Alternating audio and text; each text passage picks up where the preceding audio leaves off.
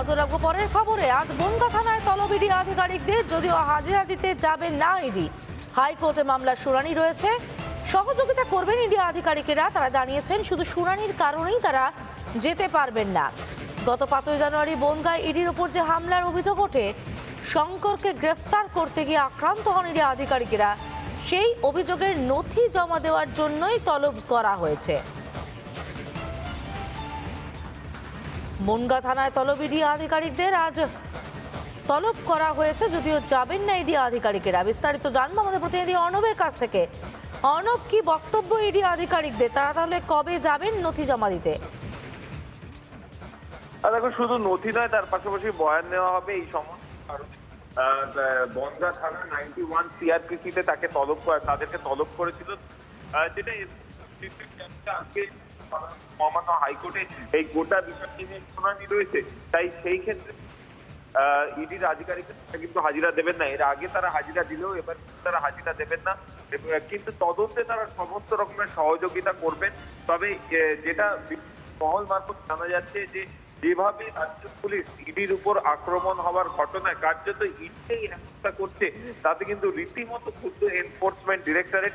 তার কারণ যদি দেখা যায় যে শেখ শাহজাহান প্রায় ঘটনার 12 দিন পর এখনো পর্যন্ত তার টিকি পর্যন্ত দিতে পারেনি রাজ্য পুলিশ।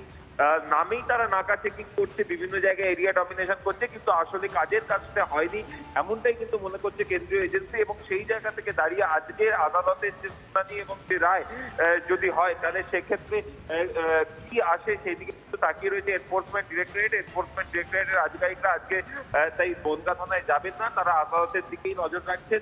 এবং যদি পরবর্তী সাহায্যের প্রয়োজন হয় বনগাঁ থানার, তাহলে সেক্ষেত্রে তারা সাহায্য করবেন। এর আগেও তারা সাহায্য করবেন এমনটাই জানিয়েছে ইডি, কিন্তু আজকে তারা হাজিরা দেবেন না, এটাই কিন্তু খবর পাওয়া যাচ্ছে সূত্র মারফত। সমাদিতা, ধন্যবাদ অর্ণব।